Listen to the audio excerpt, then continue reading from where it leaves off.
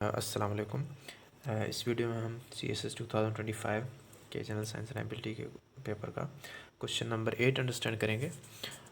उसमें A part है, a train in first 5 successive minutes from its start run 68 metre, 127 metres, 208 metres, 312 metres and 535 metres, and for the next 5 minutes maintains an average speed of 33 km per hour.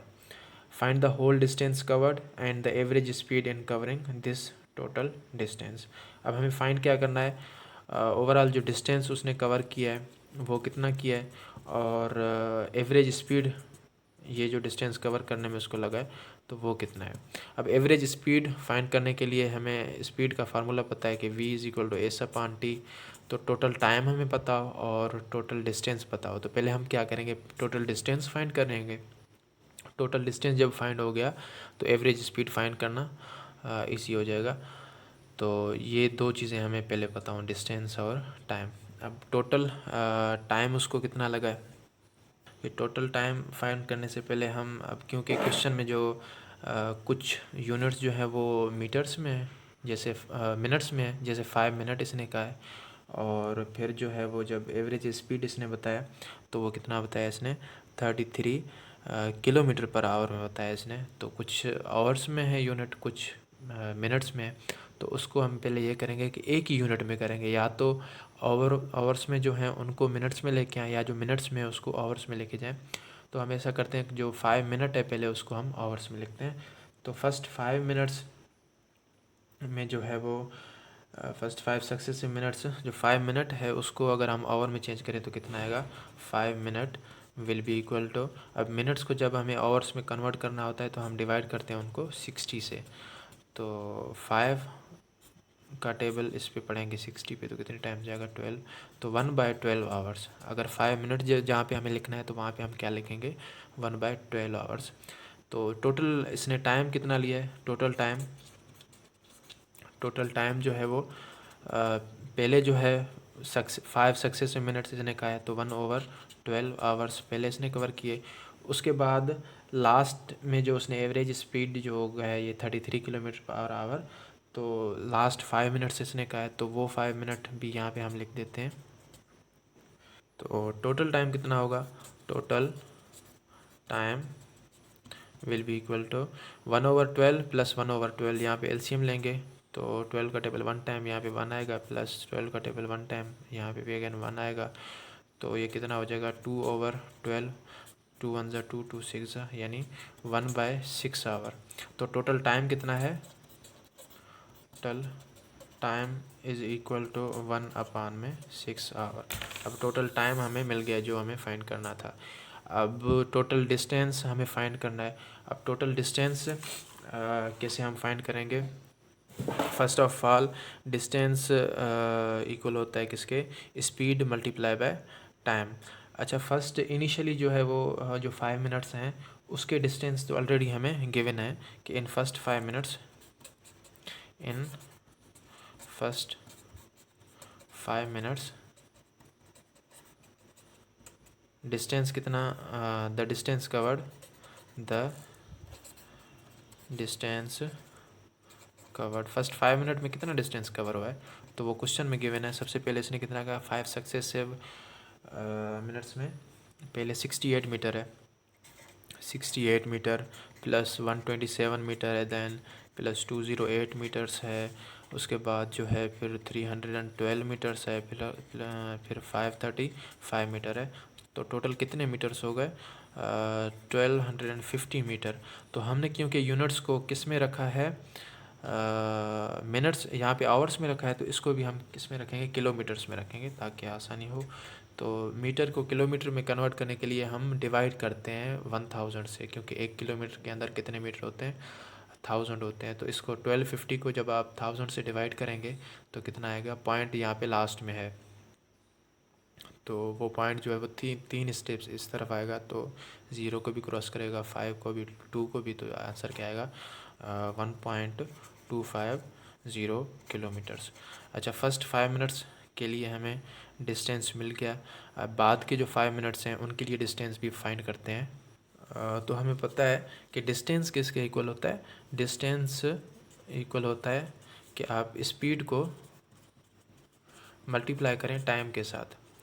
अब यहाँ पे हमें जो in last 5 minutes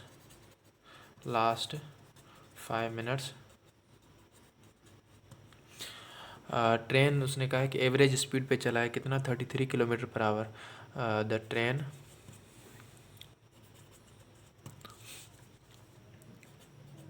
runs at average speed of 33 kilometre per hour.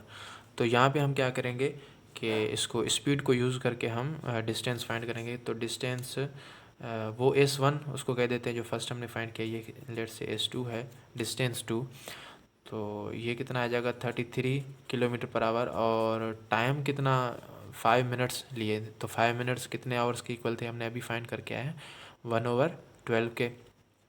तो 1/12, तो ये जो है यहाँ से हमें डिस्टेंस, इसको अगर आप 33 को डिवाइड करेंगे 12 से तो आ जाएगा 2.75 किलोमीटर्स। तो S2 जो है वो 2.75 किलोमीटर्स है।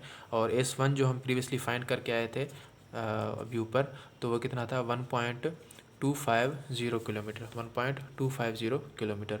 तो टोटल डिस्टेंस कितना हो जाएगा, total distance covered will be equal to 1.25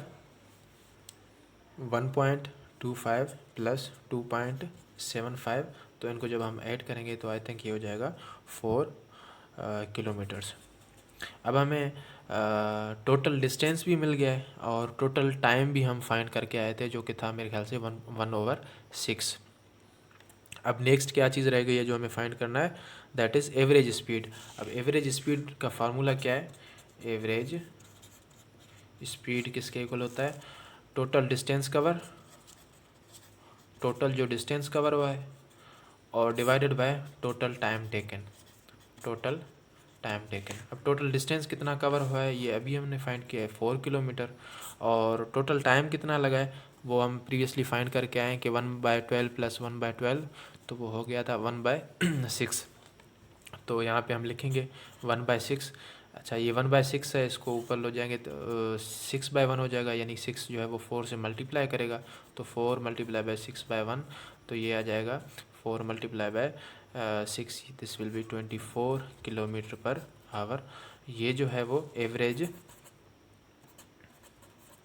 speed है जो हमें इस क्वेश्चन में पूछा गया। दो चीज़ें पूछी गई थी कि टोटल डिस्टेंस कितना कवर हुआ है, तो टोटल डिस्टेंस जो है वो 4 किलोमीटर कवर हुआ है, और टोटल टाइम अपना एवरेज स्पीड जो है वो इस डिस्टेंस को कवर करने के लिए जो एवरेज स्पीड था वो कितना था 24 kilometres per hour.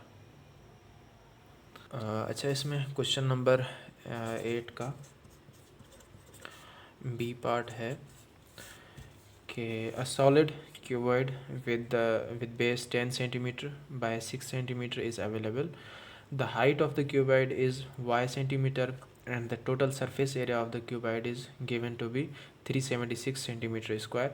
Find the height of the cuboid. अब cuboid क्या होता है कि इस तरीके का एक शेप होता है,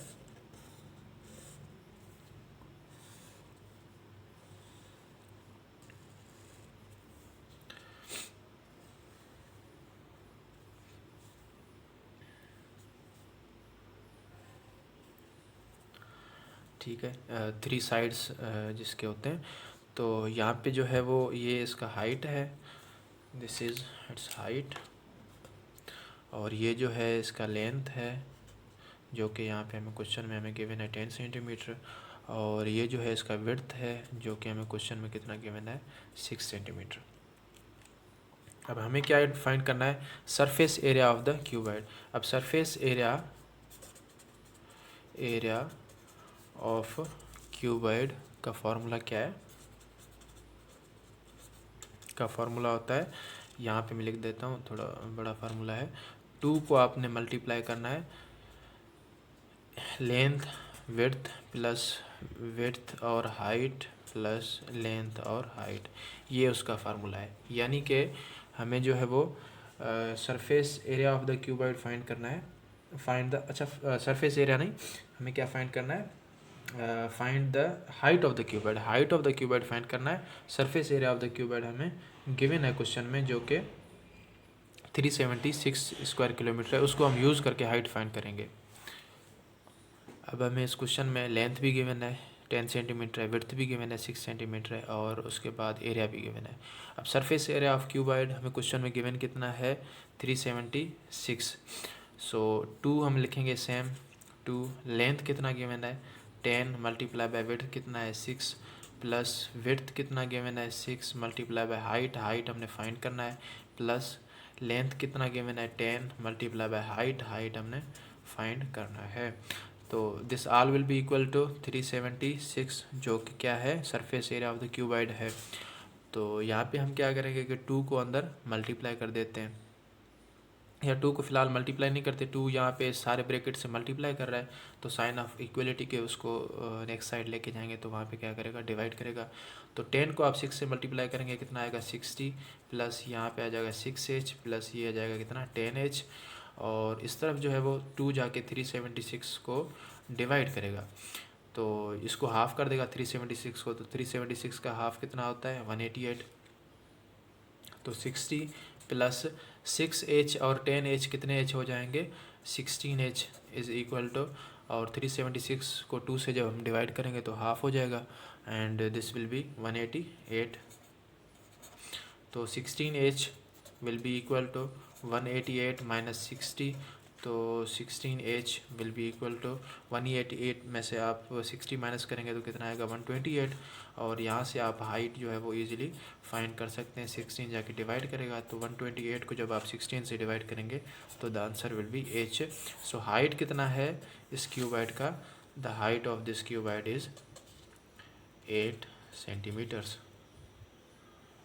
अच्छा, इसमें क्वेश्चन नंबर 8 का सी पार्ट है। In a 6-member family, A, B, C, D, E and F, there are 2 fathers, 3 brothers and a mother. If C is the sister of B, if C is the sister of F, B is the brother of E's husband, D is the father of A and grandfather of F, who's E's husband? So question is, who is E's husband? ई का husband कौन है, हमें ये find करना है। अब इसको find करने के लिए इसने कुछ लॉजिकल हमें चीज़ें बताई हैं, तो उनसे हमें इन्फर करके ये बताना है कि हुज़ इज़ हस्बैंड। सबसे पहले इसने ये बताया कि अच्छा यहाँ पे मेल एंड फीमेल का है, तो हम सपोजिशन यहाँ पे लेंगे अपने अंडरस्टैंडिंग के लिए कि जो है, जो मेल होगा उसके लिए हम साइन यूज़ करेंगे प्लस का, और जो फीमेल होगा उसके लिए हम साइन यूज़ करेंगे माइनस का।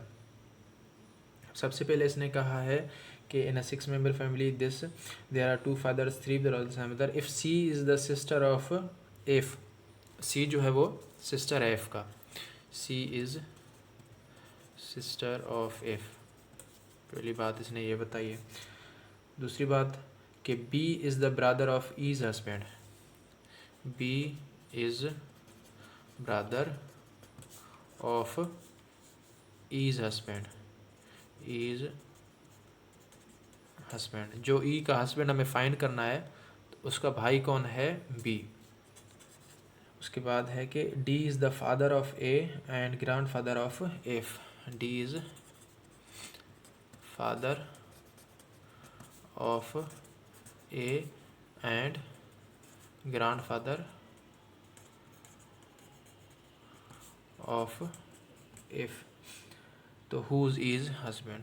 अब डी जो है वो फादर है, तो डी के लिए हम सिंबल कौन सा यूज़ करेंगे, प्लस, क्योंकि मेल है। So D is father of A, so D is plus father of A, किसका फादर है, ए का, ठीक है। And grandfather of F, तो ग्रैंड फादर ऑफ एफ का मतलब है कि ए जो है फिर फादर है एफ का, ठीक है। तो A is father of F, अब ए भी जो है हमने पॉजिटिव कर दिया यहाँ पे। उसके बाद इसने कहा कि सी इज़ सिस्टर ऑफ एफ, तो सी जो है वो सिस्टर है, यानी कि माइनस हमने कर दिया, सिस्टर ऑफ एफ। अब एफ का हमें नहीं पता कि वो मेल है या फीमेल है, but C is sister of F. और उसके बाद इसने कहा है कि B is the brother of E is husband. अब ई का जो हस्बैंड है, बी उसका भाई है। अब ई का जो हस्बैंड है, या तो हम डी लें या ए लें, ठीक है। एफ भी है अभी डाउट में। अब कंडीशंस में यह है कि डी जो है वो फादर है ए का एंड ग्रैंड फादर है एफ का। उसका मतलब है कि डी और ए जो है वो दो फादर, क्वेश्चन में उसने कहा है वो दो फादर्स यही हैं, डी और ए, क्योंकि दोनों फादर्स हैं। उसके बाद उसने कहा है कि यहाँ पे एक ही मदर है, मदर जो है एक ही है, तो यहाँ पे सी सिस्टर है एफ़ का, तो एफ़ भी जो है वो सी के जो है ना, एफ़ और सी उसके बच्चे होंगे। अब वो मदर जो है वो कौन सा हम उठाएंगे, तो ये एविडेंट यहाँ से हो रहा है कि ई जो है वो वाइफ होना चाहिए ए का, ई जो है वो वाइफ होना चाहिए ए का, क्योंकि तभी जाके जो है वो इसके मदर, इसका मदर बनेगा, एफ़ का एंड सी का मदर वो बनेगा। और यहाँ पे उसने ये भी कहा था कि ये इसका फादर है, एफ़ का फादर कौन सा है, ए, और ये सी जो है वो सिस्टर है एफ़ का। तो इसका मतलब है कि ये ए जो है ना, ये फादर सी का भी है, और सी जो है वो डाटर है इसका, सी डाटर है ए का, ठीक है। तो इनका मदर जो बनना चाहिए that is E. This shows that E is mother of F and C. तो ई जो है वो मदर है एफ एंड सी का। अच्छा, यहाँ से फिर ये भी वाज़ेह हो रहा है कि बी जो है वो ब्रदर है ए का, वो उसमें मेरे ख्याल से B is the brother of E's husband. तो ई का हस्बैंड कौन सा है, ए, तो बी जो है वो ब्रदर है ईज़ हस्बैंड। बी भी जो है वो एक प्लस आएगा क्योंकि ये मेल है यहाँ पे। अच्छा, अब देयर आर 3 ब्रदर्स, इसने कहा था कि यहाँ पे 3 भाई हैं, एक भाई ये है बी, एक ए है, और ये तो इनका फादर है। तो तीसरा भाई कौन सा होना चाहिए, दैट शुड बी एफ। तो एफ भी यहाँ पे प्लस आ गया। तो कंप्लीट ट्री यहाँ पे बन गया, फैमिली ट्री के एक मदर है तो वो ये है, 2 फादर्स हैं तो डी एंड ए हैं, और 3 ब्रदर्स ये वाले हैं। अच्छा, उसने क्वेश्चन हमसे ये पूछा था कि हु इज़ हस्बैंड।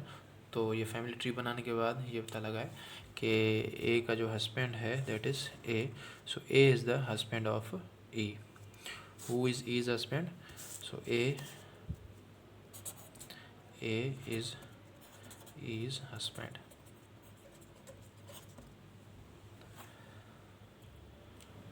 अच्छा, इसमें क्वेश्चन नंबर 8 का डी पार्ट है। क्वेश्चन नंबर 8 का डी पार्ट है कि how many prime numbers are between each of the following pairs of numbers.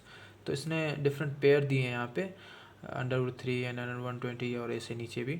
तो उनके बीच में कितने प्राइम नंबर्स हैं वो हमने फाइंड करना है। तो सबसे पहला क्वेश्चन है इसमें कि √3 एंड √120 के बीच में प्राइम नंबर्स कितने हैं। तो अब इसमें आप अंदाजे के थ्रू जो है वो एक इसके वैल्यूज़ निकाल के फिर आपने उसको करना है। अब आपको ये पता हो कि √3 कितना है। अब √3 तो किसी को नहीं होगा पता, क्योंकि पॉइंट्स में वैल्यू आनी है और एग्ज़ाम में कैलकुलेटर अलाउ नहीं होता। तो आपको ये तो पता होगा कि √4 किसके इक्वल है, √4 इक्वल होता है 2 के।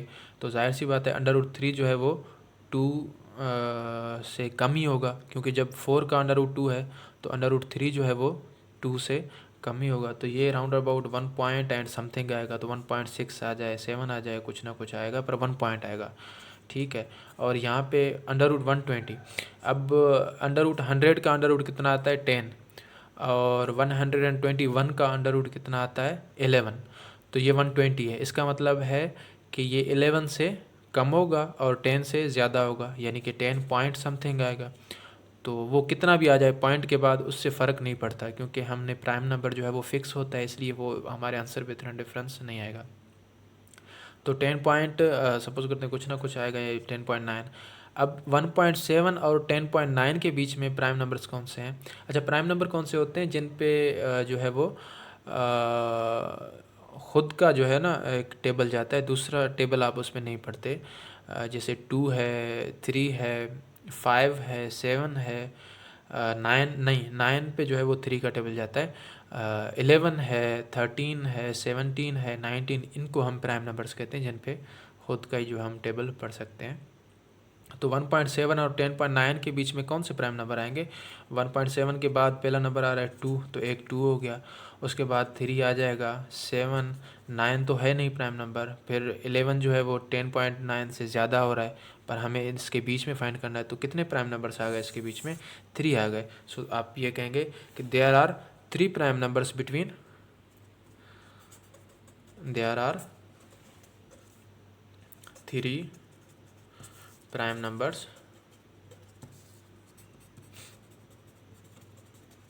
between under root 3 and under root 120. So this is the answer. पहले आप सिंपली जो है वो एक एस्टिमेशन के थ्रू फाइंड ये करेंगे, उसके बाद आप ये देखेंगे कितने प्राइम नंबर्स हैं, वो जस्ट आपने आंसर उसको बता देना है। अब बी में क्या है? अब बी में मैं थोड़ा डायरेक्ट करूँगा उसको।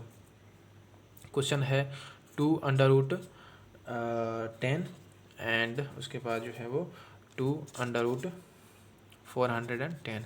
अच्छा ये देखें, इंडेक्स इसको हम बोलते हैं, जो 2 लिखा हुआ है यहाँ पे। तो फर्स्ट वाले क्वेश्चन में ऐसा 2 वगैरह कुछ नहीं लिखा हुआ था यहाँ पे इंडेक्स में, यहाँ पे 2 लिखा हुआ है। अच्छा ये अगर कुछ लिखा हुआ ना हो तो वो जो अंडर रूट हम कहते हैं ये रेडिकल, ये किसके इक्वल होता है? अंडर रूट ये इक्वल होता है 1/2 के। जब आप इसके यहाँ पे इंडेक्स में अगर यहाँ पे 2 लिखेंगे तो फिर भी ये किसके इक्वल होगा? 1/2 के इक्वल होगा। पर अगर आप इसके इंडेक्स में यहाँ पे 3 लिखेंगे तो ये किसके इक्वल हो जाएगा? 1/3 के। अगर इंडेक्स में यहाँ पे 4 लिखेंगे तो 1/4 के आएगा। इसी तरीके से जो भी यहाँ पे इंडेक्स में लिखेंगे 1/ वही वैल्यू आ जाएगा। पर 2 के लिए ये कि फर्स्ट ही जो है ना अंडर रूट जो है खुद ही वो 1/2 के इक्वल है, यानी रेडिकल। तो यहाँ पे अगर आप 2 लिखेंगे तो वो भी मतलब 1/2 के इक्वल होगा। तो मेरे कहने का मकसद ये है यहाँ पे कि इस पर फ़र्क नहीं आना है, यानी कि 2 अंडर रूट 10 लिखा हुआ हो या अंडर रूट 10 लिखा हुआ तो बात सेम ही है। तो यहाँ पे आप देखें 10 का अंडर रूट कितना होगा? 9 का अंडर रूट कितना होता है? 3 होता है। और 16 का स्क्वायर रूट या अंडर रूट कितना होता है? 4 होता है। तो अंडर रूट 10 जो है वो किसके बीच में होगा? 3 और 4 के बीच में होगा, तो 3 point and something, 3 point something आ जाएगा। और 410, अब 400 का जो है अंडर रूट आता है मेरे ख्याल से 20 है। 400 का अंडर रूट कितना आता है? 20 आता है। अब 410 है तो ये जो है वो 20 पॉइंट समथिंग होगा, 20 पॉइंट एंड समथिंग। तो 3 पॉइंट यानी 3 प्राइम नंबर है, बट 3 पॉइंट समथिंग के हमें बाद वाला जो है ना वो वैल्यू करना है, क्योंकि बिटवीन उसने बोला है। तो 3 के बाद प्राइम नंबर कौन सा आता है? मेरे ख्याल से है 5, फिर उसके बाद 7, फिर है 9 नहीं है, 11 है, फिर 13 है, फिर जो है वो 17 है, एंड देन फिर 19 है। तो कितने प्राइम नंबर्स आ गए इसके बीच में? 1 2 3 4 5 6। So there are 6 prime numbers between 2 under root 10 and 2 under root 410। तो ये स्टेटमेंट आप इसकी तरह खुद ही लिख सकते हैं। अब जो है उसके बाद ये बी था, और सी में भी है इसी तरीके से। अब सी में क्या गिवन है? 3 अंडर रूट 10 और दूसरा है और 3 अंडर रूट 999। अब अंडर रूट 3 किसके इक्वल है? 1/3 के। यानी किस वैल्यू पे आप क्यूब देंगे ये बनेगा 3। अब 2 का क्यूब कितना बनता है? 2 पे अगर आप पावर 3 देते हैं तो 2 मल्टीप्लाई बाय 2 मल्टीप्लाई बाय 2, यानी 2 2 ज़ा 4, 4 2 ज़ा 8, यानी 8 आ जाएगा। अगर 4 का हम क्यूब करते हैं तो कितना आएगा? 4 को 3 टाइम्स आप मल्टीप्लाई करें, 4 4 ज़ा 16, 16 4 ज़ा 64। तो 64 तो काफ़ी ज़्यादा हो रहा है ना, क्योंकि यहाँ पे तो हमारे पास सिर्फ 10 है, ठीक है ना। तो ये क्यूब हम इसलिए मतलब यहाँ पे 3 टाइम्स इसलिए मल्टीप्लाई कर रहे हैं कि यहाँ पे 3 है, ठीक है। तो यहाँ पे जो होगा उतना टाइम्स हम मल्टीप्लाई करके जो है ना वो फाइंड करेंगे कि कौन सी वैल्यू यहाँ पे मैच हो रही है। तो यहाँ पे देखें 2 को हमने 3 टाइम मल्टीप्लाई किया तो 8 आया, 4 को 3 टाइम किया है तो 64। अच्छा बीच में 3 आता है, 3 को 3 टाइम करेंगे कितना आएगा? 3 को आप 3 टाइम करेंगे 3 का क्यूब, तो 3 मल्टीप्लाई बाय 3 मल्टीप्लाई बाय 3, 3 3 ज़ा 9, 9 3 ज़ा 27। अब 27 भी ज़्यादा हो रहा है क्योंकि हमारे पास कितना है? 10। तो कहने का मकसद है कि 2 का हम क्यूब कर रहे हैं 8 आ रहा है, 3 का क्यूब कर रहे हैं तो 27 आ रहा है। तो अब जो है ये जो 10 है वो 10, 8 और 27 के बीच में है। तो इसका मतलब है कि जो यहाँ पे वैल्यू आनी है वो 2 और 3 के बीच में आनी है, क्योंकि 2 का क्यूब 8 आ रहा है और 3 का क्यूब 27 आ रहा है। अब 10 तो किसी का भी क्यूब नहीं आ रहा, तो इसलिए हम क्या करेंगे कि 2 पॉइंट समथिंग करेंगे, क्योंकि वो जो वैल्यू होगी वो 2 से ज़्यादा होगी और 3 से कम होगी, तो 2 पॉइंट समथिंग आ जाएगा यहाँ पे। अब 999, अब किस चीज़ को, किस वैल्यू को 3 टाइम्स मल्टीप्लाई करें तो 999 आएगा। अगर हम यहाँ पे जो है वो करते हैं 8 को 3 टाइम्स अगर मल्टीप्लाई करें, 8 8 जा 64, 64 को आप 8 से मल्टीप्लाई करेंगे तो आ जाएगा ये 3 2 48 51, ये 512 आ रहा है, तो ये हमारे पास 999 है, तो ये नहीं होगा। उसके बाद हम 9 का करके देखते हैं, तो 9 को आप 3 टाइम्स मल्टीप्लाई करेंगे तो कितना आएगा, 9 9 जा 81, 81 को आप अगर 9 से मल्टीप्लाई करें तो 9 और 72, ये भी 729 आ रहा है, तो मतलब इससे भी ज़्यादा होगा क्योंकि हमारे पास 999 है। अगर 10 को हम 3 टाइम्स करते हैं तो कितना आ रहा है, 10 10 जा 100, 100 को मल्टीप्लाई करेंगे 10 से तो कितना आएगा, 1000 आएगा, 1000 कंप्लीट। और ये 999 1000 से थोड़ा ही कम है और 729 से ज़्यादा है, यानी कि 999 का जो क्यूब है वो कितना आएगा, ये क्यूबिक रूट कितना आएगा कि वो 9 से ज़्यादा होगा और 10 से कम होगा, क्योंकि 10 को हम 3 टाइम्स मल्टीप्लाई कर रहे हैं तो 1000 आ रहा है, और 9 को जब हम 3 टाइम्स मल्टीप्लाई कर रहे हैं तो वो कम आ रहा है, यानी उससे 999 से, यानी 729 आ रहा है। तो इसका मतलब है कि 999 का जो क्यूबिक रूट है वो कितना आएगा, 9 और 10 के बीच में आएगा, तो हम 9 पॉइंट समथिंग उसको लिख देते हैं। अब इसके बीच में प्राइम नंबर कौन से आएंगे, अब 2 से ज़्यादा, एक है 3, एक है 5, दूसरा 7 है, बस यही जो है कितने प्राइम नंबर आ जाएंगे इन दो वैल्यूज़ के बीच में। There are 3 prime numbers between 3/10 and 3/999। उसके बाद डी में है कि दो वैल्यूज़ हैं 3, यहाँ पे √28 और फिर जो है सिर्फ √120। √120 का तो हम अभी करके आए, मेरे ख्याल से था 10 पॉइंट समथिंग, और उसके बाद जो है ये 28, अब क्यूब यहाँ पे लिखा हुआ है तो कौन से वैल्यू को हम 3 टाइम्स मल्टीप्लाई करें आपस में, जो है वो 28 के करीब आ रहा है। तो 3 को अगर आप 3 टाइम्स मल्टीप्लाई करें कितना आएगा, 3 3 जा 9, 9 3 जा 27, तो ये 28 है। अगर 4 को हम 3 टाइम्स मल्टीप्लाई करें तो कितना है, 4 4 जा 16, 16 4 जा 64, तो एक 27 आ रहा है, दूसरा 64 है। तो इसका मतलब ये है कि 28 का जो क्यूबिक रूट है वो किसके बीच में आएगा, 3 और 4 के बीच में आएगा, तो 3 पॉइंट समथिंग हम इसको लिखेंगे यहाँ पे।